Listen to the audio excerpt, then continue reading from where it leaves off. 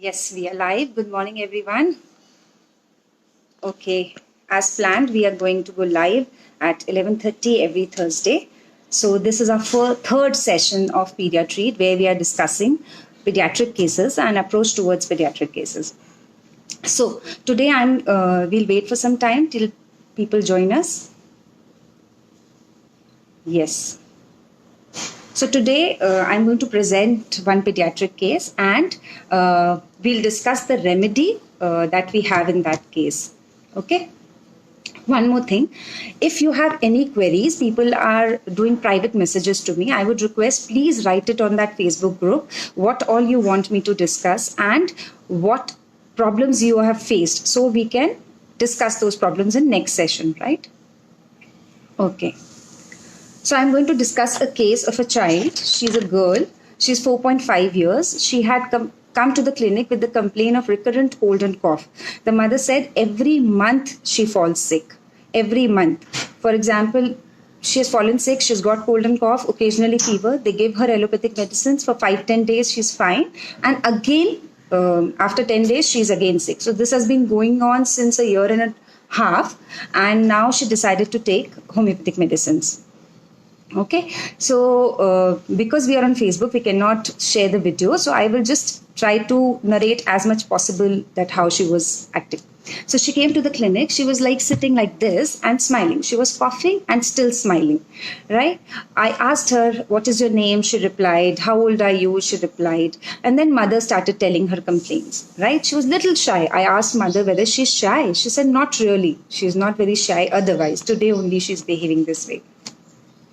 I said, any change in her behavior when she has cold and cough? This is a very important question because you should know the child in stress. When the child has cold and cough, how the child reacts. I said, not really. She doesn't, there is not much change of her behavior, but she's quiet and she's on herself. She doesn't complain a lot. Okay.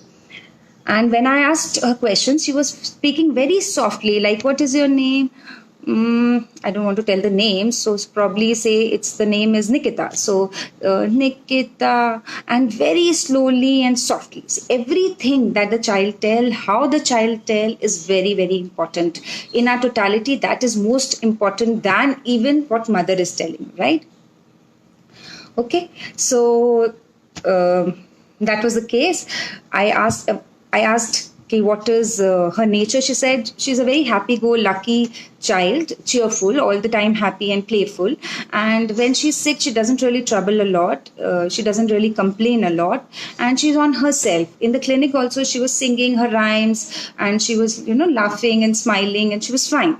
So I said, okay, what else? Whatever I asked to the child used to just smile and say very softly. And then I have a curtain in the clinic just पे hot air balloons और कुछ कुछ बना हुआ है, and she was asking mother कि ये क्या है, ये क्या है. तो the mother was explaining that this is hot air balloon, this is sun. अच्छा यहाँ पे क्यों बनाया है? So she was asking all this. So I asked mother, does she ask a lot of questions? She said yes, she asked lots of questions. पूरे दिन इसके कुछ ना कुछ questions होते हैं कि ये क्या है, वो क्या है. So she's the one who's asking many questions. And yes, the child was in front of us. The case was hardly of 15 minutes. So this is the case, the child smiling, even while coughing, and she's asking a lot of questions. And during the sickness also, she doesn't complain. Usually she's a cheerful child. Clinic pe bhi gana ga rahi thi, apna has rahi thi. She was playful, and she doesn't trouble a lot.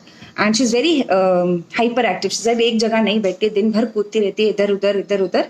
Or yes, this is the case. So any totality that you're coming, any rubrics that you can think of? Anybody who can come up with some rubrics? It's a small case of a 4.5 years old child who's smiling in your clinic, doesn't complain much, doesn't trouble mama. She's hyperactive. She's asking questions. I'll wait for 2 seconds. Playful, okay. Anybody else? Curious, yes, very good.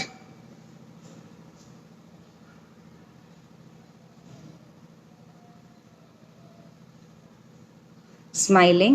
Yeah, here I will like to add something. We should take smiling and all these rubrics during illness. For example, the child comes into the clinic and is not suffering from fever or cough or anything at that moment, and the child smiles, you will not take smiling. But in this case, the child was coughing and was still smiling, so we can take the rubric smiling here. Yeah. Intelligent. Okay. Why intelligent, Dr. Anita?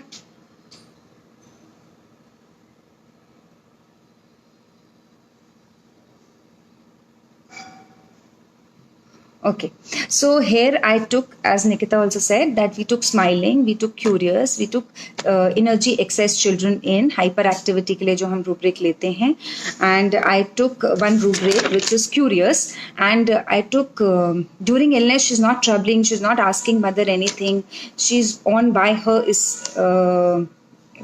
herself. So I took asking nothing for. And one more rubric that I took is cheerful, dancing, laughing and singing with. She was cheerful, she was dancing, she was singing her songs and she was smiling.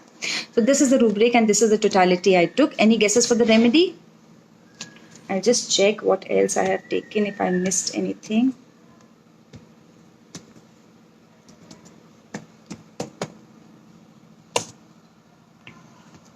हाँ, one more thing is that mother said कि ये किसी को ज़्यादा मारती नहीं है, क्योंकि अगर मारो तो बोलती है कि इट इज़ नॉट राइट, अगर कोई हिट कर लेगा तो आके बताती है, but she doesn't. So I also added conscientious about trifles. और एक और चीज़ which I missed is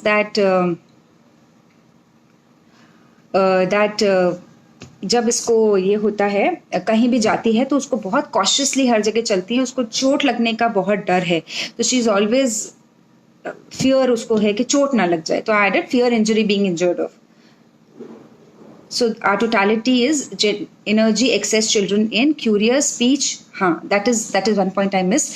Speech जो है यहाँ पे low and soft voice है. She was talking very slowly, तो speech slow. These are very very important that I have been saying from my first session. So the rubrics that we take is usually how the child is responding, what the child is responding. So जहाँ वो धीरे से बोल रही है, इसलिए हमने speech slow, soft, मतलब मैंने उसको बोला कि आप थोड़ा जोर से बोलो, मुझे सुनाई नहीं दे रहा. And I asked mother कि वो ऐसे ही रहती है क्या, तो yes, and I had prescribed her Hyoscyamus 30. Right? Hyoscyamus 30 was not a very often used drugs earlier, but now in pediatric cases I have used it very very often with very very good result. So I'm going to discuss Hyoscyamus. I know people who are from Sehgal method must have used it, but I would like to show the pediatric angle of Hyoscyamus. Okay, so hyoscyamus child कैसा होता है? Hyoscyamus child hyper active होता है. Hyoscyamus is used for masturbation in children, behavioral problems in children, lewdness in children.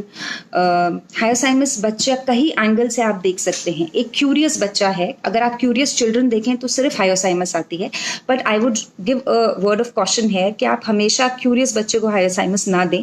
आप क्यूरियस general rubric लीजिए, because it has many more drugs and then probably you can differentiate it. Right, तो एक point है जो hyoscyamus का, पहले हम वो डिस्कस करते हैं, फिर we'll discuss pediatric element. I know adults का शायद आपको पता होगा कि उसको फियर बिट्रेड होता है, या complaining injury of imaginary injury होता है, या उसको फियर इंजरी बीइंग इंजर्ड है, या डिल्यूजन पॉइजनड है, और आप सस्पिशियस होता है and you differentiate from stramonium. पर बच्चों में बहुत अलग तरीके से आप हायोसाइमस को देख सकते हैं.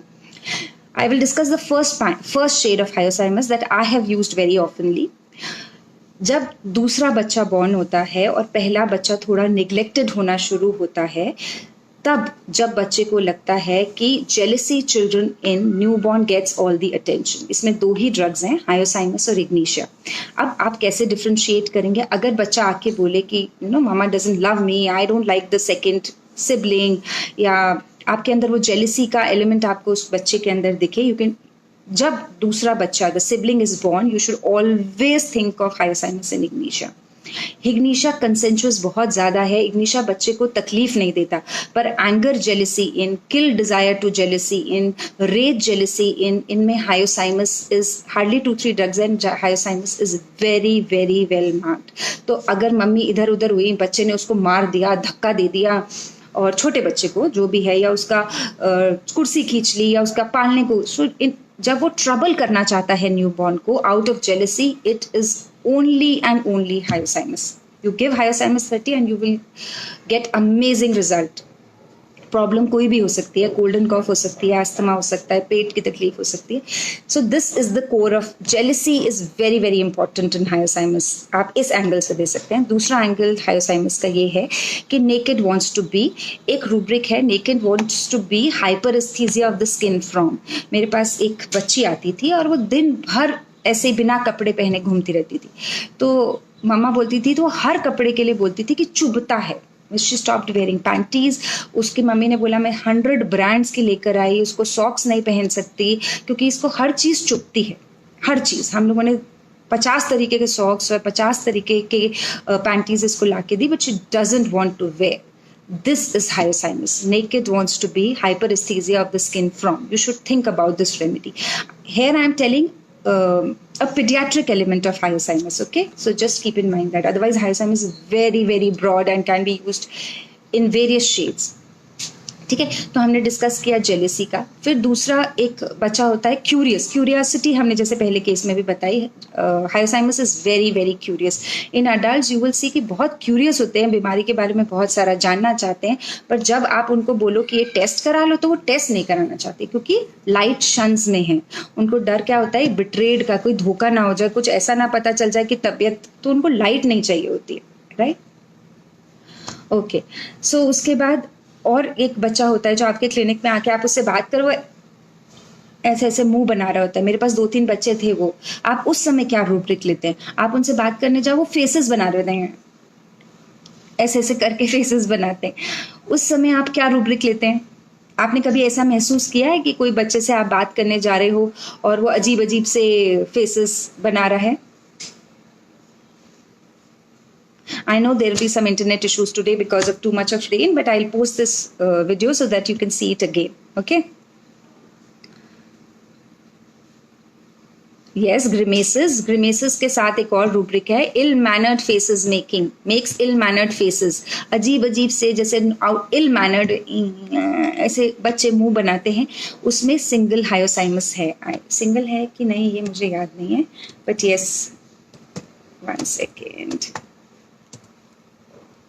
Yes, it's a single remedy and I have used it in many cases and it really works wonders. So please write these tips of hyoscyamus कि बहुत curious होगा, hyperactive होगा, ill-mannered faces बनाएगा, मुंह बनाएगा, आपसे बहुत सारे क्वेश्चंस पूछेगा, एक जगह नहीं. हायोसाइमस बहुत जिद्दी होता है. It is an obstinate remedy. दूसरी बात, फालतू की बातों पे laughing foolish, laughing ludicrous things scene. Ludicrous मतलब फनी, हर चीज उनको फनी लग रही है, आपको लगता है फालतू में हंसे जा रहा है. हर हंसने वाला बच्चा बेलोडोना नहीं होता. You have to understand the core of the child. Right, तो laughing ludicrous things scenes, laughing foolish, loquacity children, इनमें 6-7 ही रेमेडी हैं. बहुत बातें करते हैं. लैकिसेस में भी जेलिसी बहुत मार्क्ड है, पर आपको डिफ्रेंशिएट करना आना चाहिए.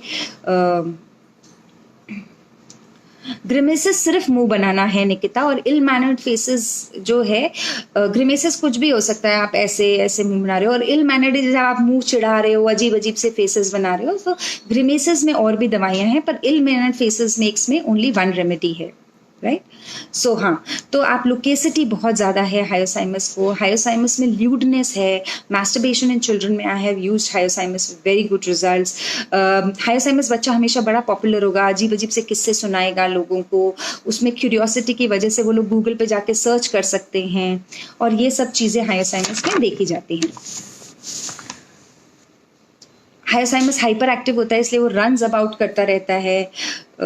एक और बहुत पॉइंटर मैं आपको देती हूँ कि shrieking children in sleep during but does not open the eyes. मतलब weeping children in sobbing at night and does not open the eyes. ऐसे 3-4 केसेस मैंने देखे जब वो रात पेरेंट्स कंप्लेन करते हैं कि बच्चा रात को बहुत रोता है, और हम उठाते हैं, हम पूछते हैं क्या हो रहा है, कुछ भी नहीं बोलता, और आंखें बंद करके रोता ही रहता है, आंखें भी नहीं खोलता. You know, this is singular hyoscyamus. These are the pointers which you should know, because if you know then you can understand it as hyoscyamus. अगर आपको पता ही नहीं है कि रात को बच्चा रो रहा है, आंखें बंद करके चिल्लाए जा रहा है, माँ बाप परेशान हो रहे हैं, क्या हो गया क्या हो गया, वो कुछ नहीं रिप्लाई करता क्योंकि वो आंखें बंद करके ही रो रहा होता है. This is singular hyoscyamus. Antics playing. Antics एक जने ने पूछा है कि आप इसको एंटिक्स प्लेइंग के साथ कैसे डिफ्रेंशिएट करोगे. एंटिक्स प्लेइंग जो होता है उसमें वो अटेंशन सीकिंग एटीट्यूड होता है, राइट. वो कुछ खेल कर रहा है या थोड़ा सा कुछ करेगा, स्माइल करेगा अपने ऊपर अटेंशन सीक करने के लिए. और जो ग्रिमेसेस है वो अजीब अजीब से मुंह बनाना है. ग्रिमेसेस इज मुंह बनाना. अगर बच्चा ऐसे भी मुंह बना रहा, ये भी ग्रिमेसेस है. पर अगर मुंह चिढ़ा रहा है, अजीब सा कर रहा है, that is ill mannered faces making. Antics playing में जरूरी नहीं है कि इल मैनर्ड हो. बच्चा कुछ भी कर सकता है in order to attract your attention, right. Okay, तो ये एक पॉइंट हमने डिस्कस किया कि weeping children in sobbing at night without opening the eyes, you know, it is singular hyoscyamus. So you should know. आप जब कोई ड्रग पढ़ते हैं उसको आपको पीडियाट्रिक एंगल से पढ़ना पड़ता है, क्योंकि जब आप hyoscyamus पढ़ेंगे तो आपको बहुत फ्यू रूब्रिक्स आपको पीडियाट्रिक एंगल से मिलेंगे which you should learn to study and look. अगर आप बड़ों से, तो बच्चा आके नहीं बोलेगा मेरे को डर लगता है, मेरे को धोखा ना हो जाए या बीमारी मुझे धोखा ना दे दे. तो फियर बिट्रेइंग आप बहुत छोटे बच्चों में डायरेक्टली नहीं देख सकते. तो आप क्या देख सकते हैं कि बच्चा कंप्लेन नहीं कर रहा. क्यों नहीं कंप्लेन कर रहा? क्योंकि उसको लगता है कि मम्मी डॉक्टर के पास ना ले जाए. डॉक्टर के पास ले जाएंगे तो क्या होगा? इंजेक्शन लगा देंगे, कड़वी कड़वी दवाइयां दे देंगे, राइट. तो रूब्रिक है asking nothing for, smiling. hyoscyamus बच्चा हाई स्पिरिटेड रहता है. उसको कुछ लग भी जाए ना, उठ के तुरंत खड़ा हो जाएगा. उसको बीमारी ज्यादा फर्क नहीं पड़ रही होती है. बहुत एक्टिव, हाइपर एक्टिव बच्चे रहते हैं. ओके, तो when you see any drug, मतलब जैसे हमने एगारिकस डिस्कस किया, आज हम hyoscyamus डिस्कस कर रहे हैं, तो आपको उसको पीडियाट्रिक एंगल से देखना आना चाहिए कि अरे बच्चा बहुत सारे क्वेश्चन पूछ रहा है, ये तो क्यूरियस है बच्चा, बीमारी में भी मुस्कुरा रहा है, स्माइलिंग है, हाई स्पिरिटेड है, ज्यादा कंप्लेन नहीं कर रहा है. क्यों नहीं कंप्लेन कर रहा है बच्चा? क्या प्रॉब्लम? ओपियम भी आस्किंग नथिंग फॉर में है, पर ओपियम कंटेंटेड है. ओपियम को hyoscyamus कंटेंटेड नहीं है. hyoscyamus को अंदर से डर रहता है, पर अफेक्टेशन रहता है. अफेक्टेशन क्या होता है कि हमें अंदर से तो डर है, पर हम ऊपर से दिखा रहे हैं ओ आई एम फाइन, मुझे कोई फर्क नहीं पड़ता. यू नो, आप उससे पूछो आपको डर लगता है, लेकिन नहीं मुझे कुछ नहीं लगता, अच्छा लगा देती हूँ, अरे फिर रोने लग जाता है. यू नो, तो अफेक्टेशन है hyoscyamus में, विरेट्रम में अफेक्टेशन है, स्ट्रेमोनियम में अफेक्टेशन है. आप अब इन अफेक्टेशन को कैसे डिफ्रेंशिएट करेंगे? ये हम you have to study these drugs to understand कि hyoscyamus का अफेक्टेशन कैसा है, स्ट्रेमोनियम का अफेक्टेशन कैसा है, क्यों hyoscyamus अफेक्टेशन में रहता है, राइट. ठीक है, ओके. तो ये बच्चे फीवर में भी हैप्पी रहेंगे. माओ से पूछो कुछ करते हैं तो एक रूब्रिक है डिलीरियम, गे, चीयरफुल, फीवर ड्यूरिंग. मतलब फीवर के टाइम पे भी खुश रहते हैं, प्लेफुल रहते हैं, हंसते रहते हैं. Jealousy is very very important in hyoscyamus and you should know how to differentiate with the jealousy of lachesis. मैंने आपको इग्निशिया के साथ डिफरेंशिएट करके बताया कि इग्निशिया कुछ भी हो जाए ना फिर भी ध्यान रखता है अपने छोटे वाले बच्चे का, कितनी भी जेलिसी हो उसको. पर hyoscyamus में रेज रहता है, वो दूसरे वाले को ट्रबल कर सकता है. बिहेवियर प्रॉब्लम्स के लिए बहुत ज़्यादा यूज़ करी जाती है. अभी I was preparing for this, तो I came across a rubric schizophrenia children in hyoscyamus. बच्चों में मैंने hyoscyamus बहुत जगह यूज़ करी है. जब आपको लगे कि बच्चा बहुत ही तंग कर रहा है या अजीब सी हरकतें कर रहा है, फालतू में हंस रहा है जहाँ नहीं हंसना है, ज़िद्दी है, क्वेश्चन बहुत पूछता है, तो you can think of hyoscyamus. hyoscyamus बच्चा ना चेयर पे बैठता नहीं है, इधर उधर घूमता रहता है, runs about room in wandering desire to wander. और hyoscyamus बच्चा एक और चीज़ मैं बताती हूँ, अगर क्लिनिक पे आता है ना, तो सपोज ये आपका ग्लास रखा है तो पहले ग्लास को टच करेगा, लैपटॉप को टच करेगा, स्टेथोस्कोप को टच करेगा. जब ऐसे बहुत चीज़ें टच करता है बच्चा, उसमें है 15-20 रेमेडीज, तो हम लेते हैं touching impel to touch things children in, right. तो बहुत सारे लोगों ने मुझसे ये भी पूछा कि कौन सी बुक पढ़नी चाहिए. टू बी ऑनेस्ट मैंने कोई अलग से बुक नहीं पढ़ी है. I started looking at the rubrics जो चिल्ड्रन में है. तो आप सर्च इंजन में चिल्ड्रन डाल सकते हो और आप सारे रूब्रिक्स सर्च कर सकते हो. कई बार आप चिल्ड्रन ना डाल के भी आप जब रेमेडी पढ़ें तो आप जैसे I always make notes, and मैं जो भी आंसरिंग के रूब्रिक्स हैं, लाफिंग के हैं, लुकिंग के हैं, वो बच्चों में बहुत ज़्यादा देखती हूँ. इसलिए I started catching all these rubrics. Okay, hyoscyamus बच्चा साफ बोलता है, ट्रुथ टेलिंग प्लेन में है, नेकेड डिजायर टू मी में है, और अग्रेसिव होता है, उसको जिससे जेलसी होती है उसको बहुत मारपीट करता है। स्ट्राइकिंग में है, स्ट्राइकिंग बायस्टैंडर एक्ट। बायस्टैंडर मतलब जो सिर्फ खड़ा हुआ है, उसने कुछ किया नहीं।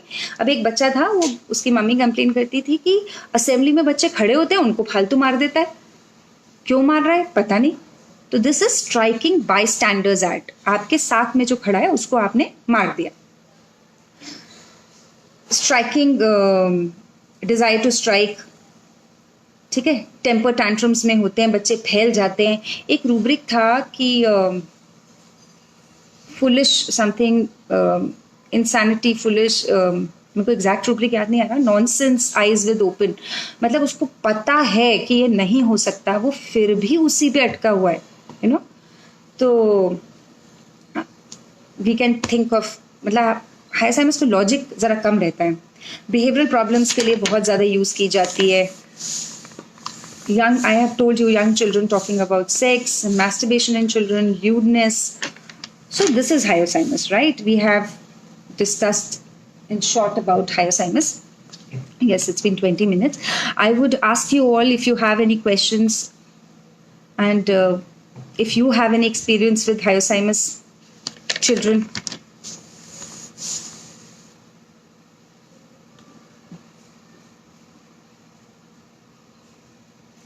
हाइसाइमस और स्ट्रेमोनियम और लैक्सिस को हम बहुत डिफ्रेंशिएट करते हैं। मेरे को बच्चों में तो बहुत डिफिकल्टी नहीं आई है हाइसाइमस और स्ट्रेमोनियम को डिफ्रेंशिएट करने में, बट अडल्ट में बहुत सारे हमारे टीचर्स ने भी डिफ्रेंशिएट किया है कि हम हाइसाइमस और स्ट्रेमोनियम को कैसे डिफ्रेंशिएट करें। Because we are discussing hyoscyamus, I will give you some tips of adult hyoscyamus also. Okay, so hyoscyamus adult का कोर रूब्रिक है फियर बिटरेड ऑफ बीइंग, मतलब मुझे धोखा ना हो।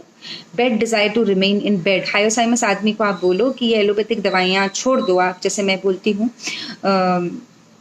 Yes I am discussing that कि differentiate कैसे करते हैं। अगर मैं बोलूँ कि यार ये एलोपैथिक दवाइयाँ, एक बीपी का पेशेंट आया और मुझे लगा I am very sure of the medicine, और मैं बोलूँ कि आप ये बीपी की दवाइयाँ बंद कर दीजिए, तो वो हमेशा बोलते हैं नहीं यार मैं दवाई नहीं बंद कर पाऊंगा। क्यों? क्योंकि वो चाहता है कि उसको दवाई लेना अब उसके लिए बेड है, वो जिस तरीके से चाहता है वो उसी तरीके से रहना चाहता है। तो bed desire to remain in bed, कुछ तकलीफ ना हो जाए, कुछ ज़्यादा कुछ ना हो जाए, तो फियर बिट्रेड, कोई धोखा ना दे दे ये बीमारी हमें, राइट? ये हाइसाइमस है। हाइसाइमस का जो अडल्ट होता है उसको fear injury, delusion poisoned, fear poisoned of being, मतलब ये दवाइयाँ नुकसान ना कर दे मेरे को, कुछ नई प्रॉब्लम ना इनसे खड़ी हो जाए, राइट? लाइट शंस में है, क्यूरियोसिटी जैसे बच्चों में है वैसे अडल्ट में क्यूरियोसिटी, वो बहुत पढ़ाई करेगा उसकी बीमारी के, पर आप उसको बोल दो ये सारे इन्वेस्टिगेशन करा देंगे तो वो इन्वेस्टिगेशन नहीं कराएगा, राइट? तो light shuns is hyoscyamus, where stramonium जो है लाइट डिजायर में है, राइट? हाइसाइमस को किसी पे विश्वास नहीं होता, वो अपने सगे का भी नहीं होता।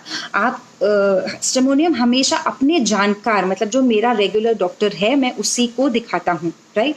क्लिंगिंग में है, grasp at others, carried desire to be, दोनों ग्रोपिंग इन डार्क में है। ग्रोपिंग इन डार्क क्या होता है? सपोज मुझे कोई रैश आ गया और मैं सोच रही हूँ यार क्यों आया होगा रैश, मैंने कल ये खाया था उससे तो नहीं आया, या मैंने ये सोप यूज किया था उससे तो नहीं हो गया ये रैश, या कुछ। सो आप अंधेरे में ठिठोर रहे हो, आप टटोल रहे हो कि क्यों हो गया मुझे ये rash, you know, this is groping in dark. उसमें ओपियम, हाइसाइमस, स्ट्रेमोनियम ऐसी रेमेडीज है, पर स्ट्रेमोनियम क्लिंगिंग में है, हाइसाइमस सस्पिशन में है, हाइसाइमस को लगता है फियर पीपल ऑफ में है, delusion snake in and around में है, उसको लगता है सब धोखा देंगे, कोई सगा नहीं है यहाँ पे, सब धोखा देंगे, मेरी बीमारी भी मुझे धोखा दे सकती है।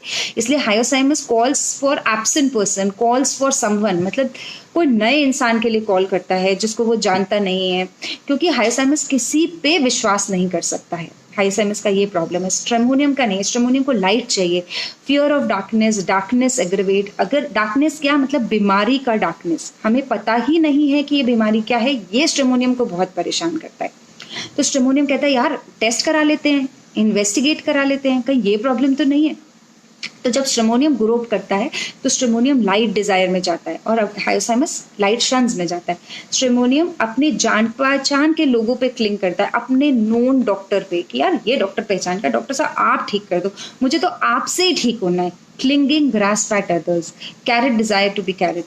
हाइसाइमस अपने जान पहचान के डॉक्टर पे विश्वास ही नहीं करता, उसको तो मैंने कि धोखा ना दे दे। डिल्यूजन सोल्ड बीइंग में हाइसाइमस है।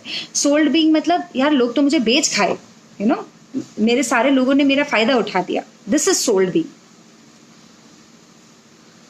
ओके फिर उसके बाद हायोसाइमस और स्ट्रेमोनियम को आप कैसे डिफ्रेंशिएट करेंगे? एक तो मैंने ये तरीका बताया कि हायोसाइमस हमेशा टेस्ट नहीं कराना चाहता, स्ट्रेमोनियम एक है डिल्यूजन सीज्ड बीइंग में हायोसाइमस है कि सब बंद गया है, चाहे ये साइकिल का पहिया कैसे जाम हो जाता है वैसे जाम हो गया है। तो इसमें 3 रेमेडीज हैं, हायोसाइमस है, फॉस्फोरस है और कैंथारिस है। यस, तो हायोसाइमस का जब सब कुछ जाम हो जाएगा या सब कुछ रुक जाएगा तो हायोसाइमस क्या करेगा? हायोसाइमस हाई स्पिरिटेड में है, डिल्यूजन वॉर बीइंग एट, यार मैं सालों से इस बीमारी से लड़ रहा हूँ, टॉकिंग बैटल्स ऑफ, मैंने इस बीमारी के साथ ऐसा किया, मैंने इसको दिखाया, मैं योगा कर रहा हूँ, मैं प्राणायाम कर रहा हूँ, यू नो। तो और फॉस्फोरस क्या करता है? हेल्पलेस में चला जाता है, यार कुछ नहीं हो सकता, आप क्या कर सकते हैं, undertaking things oppose to his intention, जो मेरे को नहीं चाहती हूँ मैं करूँ वो भी मैं करने लगती हूँ, ये फॉस्फोरस है। तो जब सब जाम हो जाता है, सब अटक जाता है, तो हायोसाइमस फाइट करता है, वॉर में है, फाइट वॉन्ट्स टू बी में है, हायोसाइमस फॉस्फोरस हेल्पलेस में है, और कैंथारिस क्या है? डिलीरियम क्राइंग हेल्प फॉर, मतलब वो हेल्प मांगता है लोगों से। ओके बहुत सारे लोग डिफ्रेंशिएट करने को बोल रहे हैं, hyoscyamus lactis, hyoscyamus stramonium, hyoscyamus agaricus. See बहुत सारी रेमेडीज हैं हाइपर एक्टिविटी में, तो वन डिफ्रेंशिएट करना थोड़ा मुश्किल है, but yes we will gradually differentiate each remedy with other.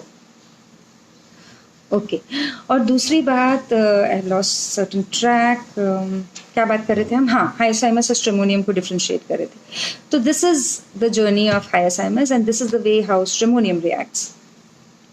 हाँ, डिल्यूजन सीज में भी हमने डिफ्रेंशिएट किया था, तो ये differentiation we all should know कि हम कैसे कैंथारिस को हायोसाइमस से डिफ्रेंशिएट करेंगे। जब आपको एक रूब्रिक में दिख जाए कि भैया ये तो सीज्ड है, तो आपके पास 3 ही दवाइयाँ हैं, आपको 3 ही दवाई डिफ्रेंशिएट करनी है ना, तो इट्स मच ईजियर।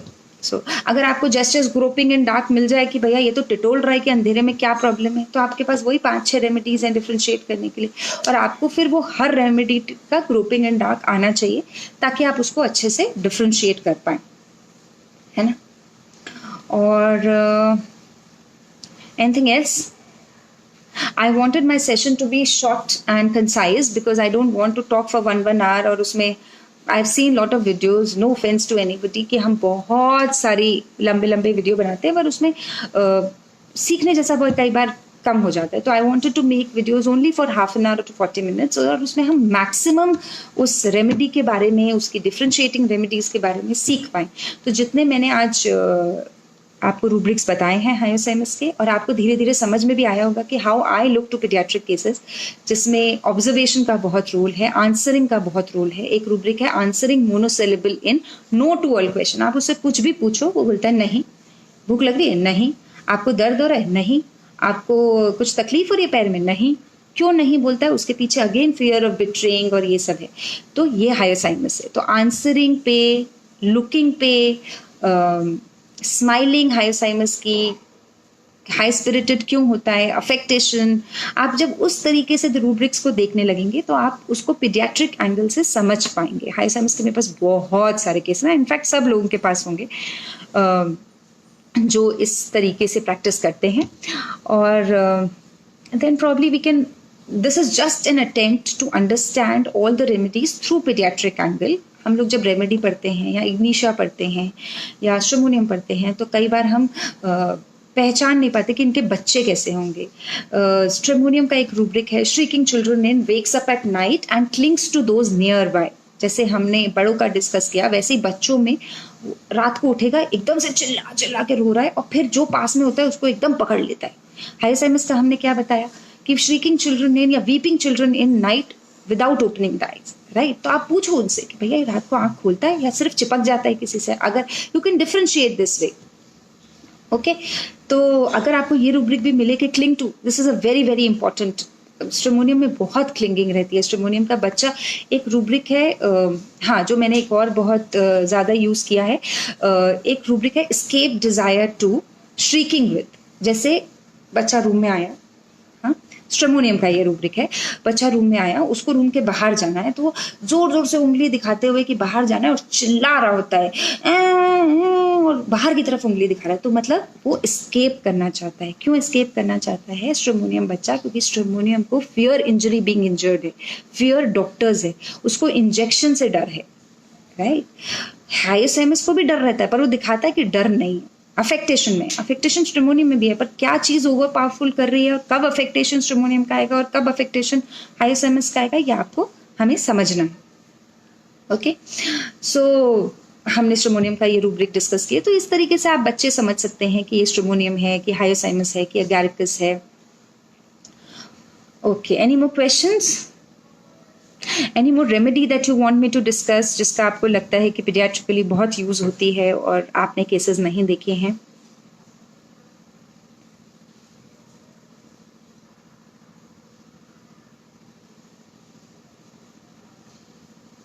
इग्निशिया को डिफ्रेंशिएट करना, इग्निशिया ना इनजस्टिस के नॉट सपोर्ट पे है, बहुत ही कंसेचुअस है, उसको जेलिसी रहेगी बिना न्यूबॉर्न से तो उसको तकलीफ नहीं देगा। वो कुछ भी करके, वो उससे पूछो कि आपको लगता है कि मम्मी वो नहीं करती है, तो वो बोलेगा कि हाँ मुझे लगता है, पर वो कोई तकलीफ नहीं देता है। ये जेलिसी ऑफ हायोसाइमस और इग्निशिया की अलग है। Okay, anything else?